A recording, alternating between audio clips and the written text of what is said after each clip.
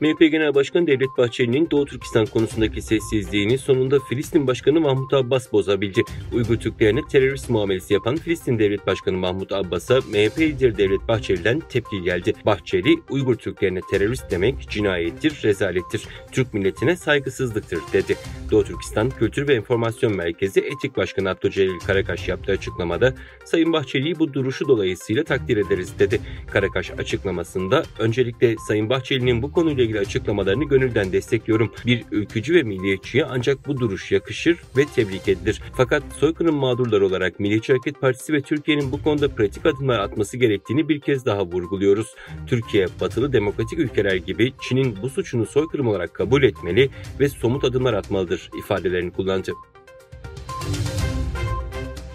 Almanya'nın önde gelen otomobil üreticileri, ülkenin yeni tedarik zinciri yasası kapsamında yerli şirketlere karşı açılan ilk resmi şikayetlerden birinde Çin'deki tedarik zincirlerinde zorla çalıştırma kullanmakla suçlanıyor. Salı günü Berlin merkezli kar amacı gütmeyen bir kuruluş olan Avrupa Anayasal ve İnsan Hakları Merkezi, Çin'in işgali altındaki Doğu Türkistan'da zorla çalıştırmayla bağlantıları olduğu iddiasıyla Volkswagen, BMW ve Mercedes-Benz hakkında Alman düzenleyicilere şikayette bulunduğunu söyledi. Çin Komünist yönetimi yıllardır sürdürdüğü asimilasyon ve soykırım uygulamaları kapsamında Doğu Türkistan'da yaşayan halkların masum çocuklarını en öncelikli hedef olarak belirleyip etnik kimliklerini zorla yok ederek tek tip insan yaratmak olarak tarif edilen Çin ulusal kimliğine dönüştürme ve değiştirme çabalarını hız kesmeden devam ettiriyor. Çin'in Wangi internet sitesinde 14 Haziran'da yer alan habere göre Gulca Şehri Eğitim Biriminin Çin'in anaokul çağındaki çocuk kamplarının genişletilmesi ve Uygur çocuk tutsaklarının sayısını arttırmak için merkezi hükümetten büyük yatırım aldığı ortaya çıktı. Toplamda 450 milyon yuan yatırım yapılması planlanan proje tamamlandıktan sonra sözde öğrenci sayısının artacağı iddia ediliyor. ABD Başkanı Joe Biden, Çin Devlet Başkanı Xi Jinping'in diktatör olduğunu ima etti.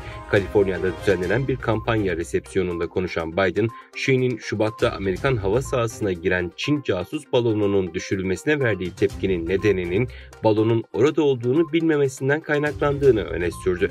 Biden, ciddiyim, ne olduğunu anlamadıkları zaman diktatörler için bu büyük bir utanç kaynağıdır şeklinde konuştu. ABD Savunma Bakanlığı, ABD'nin Ukrayna'ya yaptığı 2 senelik silah ve teçhizat yardımlarının değerinin olduğundan 6,2 milyar dolar daha fazla hesaplandığını açıkladı. Kazakistan Cumhurbaşkanı Kasım-Cömert Tokayev, mevcut zor jeopolitik dönemde Almanya ekonomisine gerekli enerji ve ham maddeyi sağlayabileceklerini söyledi. Tokayev, Astana'da resmi temaslarda bulunan Almanya Cumhurbaşkanı Frank-Walter Steinmeier'i Cumhurbaşkanlığı Sarayı Akkor'da törenle karşıladı.